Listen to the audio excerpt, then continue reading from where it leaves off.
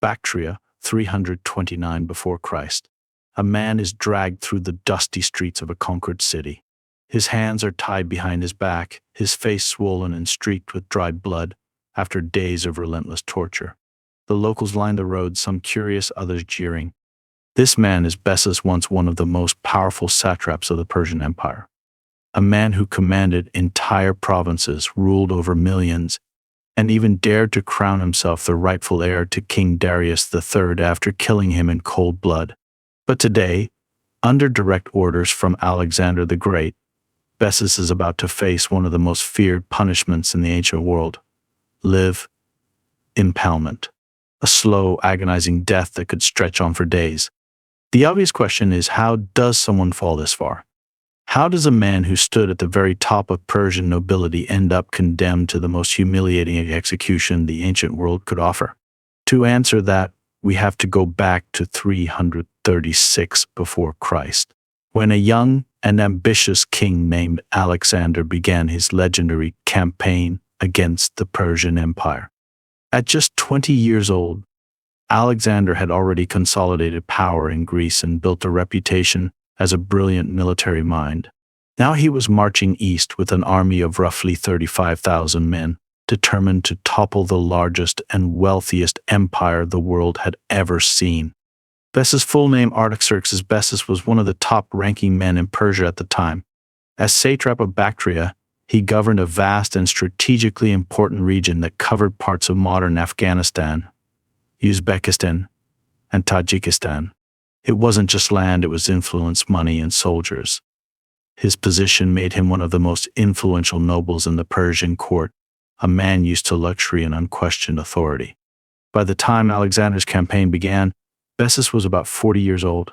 Chroniclers described him as tall, broad-shouldered, and bearded in the Persian fashion, an imposing figure with sharp eyes that hinted at both intelligence and ruthless ambition. At first he fought faithfully for King Darius III, commanding Bactrian troops in the massive Battle of Gaugamela near the city of Arbela. But Alexander's victories came fast and devastating. City after city fell. Persian army scattered. Darius's position became desperate. In 331 before Christ, after the crushing defeat at Gaugamela, Darius abandoned his capitals and treasures and fled east. It was during this desperate retreat that cracks began to form between Darius and his satraps. For Bessis, the king's constant retreat wasn't just a humiliation, it was a golden opportunity. Darius had once seemed unshakable, but now he was a king on the run, losing land after land to a young Macedonian upstart. For a man like Bessis, this wasn't just national embarrassment, it was a clear sign that the throne might be up for grabs. By the winter of 330 before Christ, whispers of conspiracy began to swirl. Bessis joined forces with other discontented nobles, including Nabarzanes, the royal chiliarch, and Barsaeus, satrap of Aroshogia. Together, they made a bold plan: kill Darius, seize power, and present themselves as allies to Alexander, maybe even win a place in the New World Order. The assassination happened in 330 before Christ, on a lonely road near the city of Ecbatana. Darius, worn down by months of flight, was resting in his carriage when Bessis and his co-conspirators approached.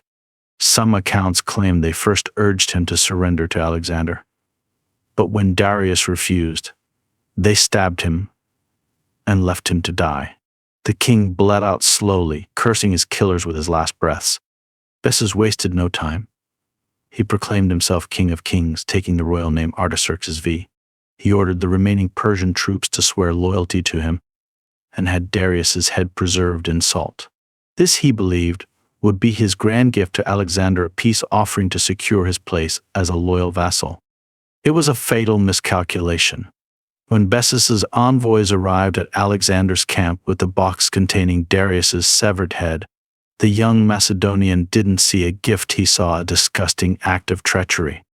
Alexander had respected Darius as a worthy rival and legitimate king. To him, this was a cowardly betrayal, not a political maneuver. In a fury, Alexander had the envoys executed on the spot. He ordered Darius's body buried with royal honors and swore a public oath: Bessis would be hunted to the ends of the earth. The assassin would pay.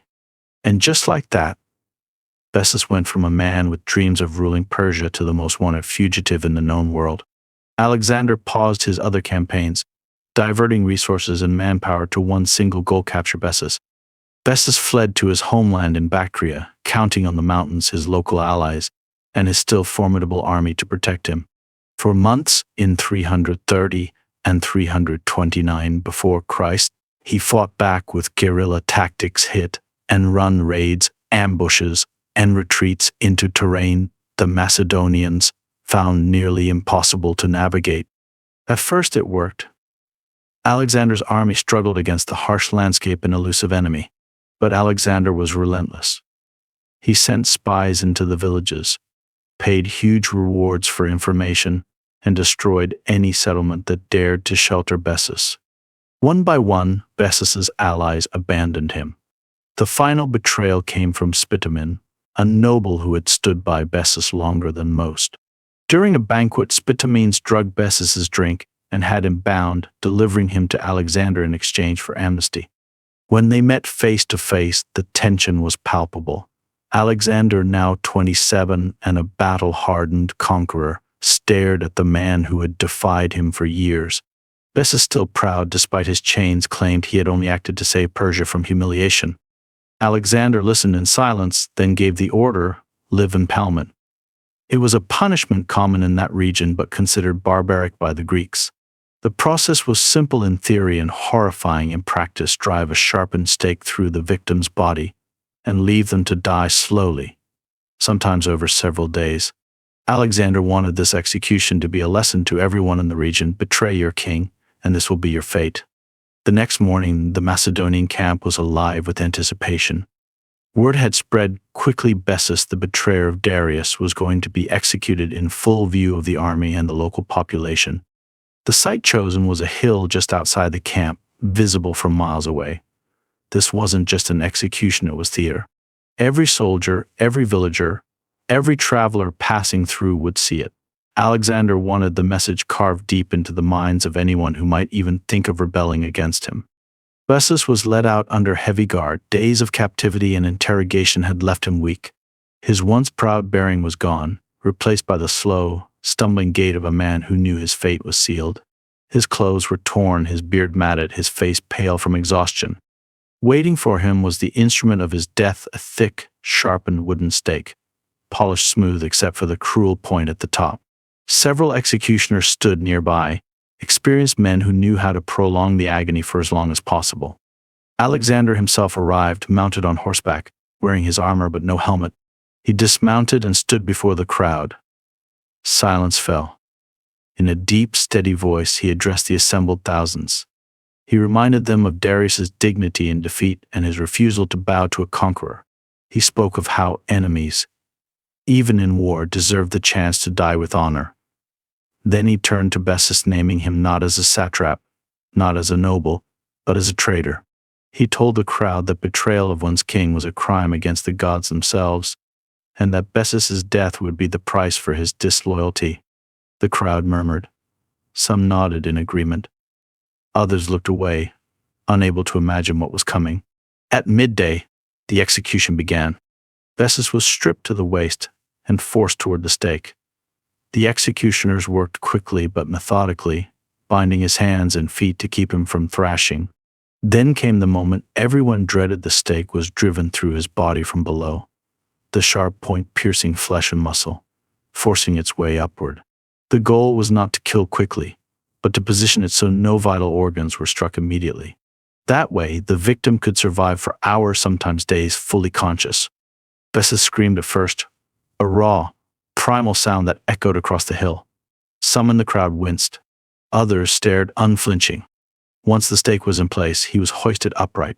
His weight shifted against the wood, sending new waves of pain through his body. The executioners stepped back. Their part was done. Now the slow work of death would begin. Alexander stayed. He didn't turn away. For hours he remained at the site, watching silently as Bessis's strength ebbed. By nightfall, the betrayer was still alive, breathing in ragged gasps, his head lolling forward. The fires of the Macedonian camp burned nearby, their light flickering across his twisted form. The next morning he was still there. Somehow he had endured the night. His voice was gone, no more screams, only a faint rasp when he tried to speak. By the end of the second day, his body finally gave out. Blood loss, shock, and infection claimed him. His head slumped forward one last time. But death was not the end of the spectacle. Alexander ordered that Bessis's body remain on the stake for a full week. Every passerby would see it. Every soldier would remember it. And every chieftain or noble in the region would understand the warning: there would be no mercy for those who betrayed their rulers. In Bactria and beyond, the story of Bessis's death spread like wildfire. Parents whispered it to their children. Soldiers told it around campfires. It became a grim legend, a symbol of the price of treachery.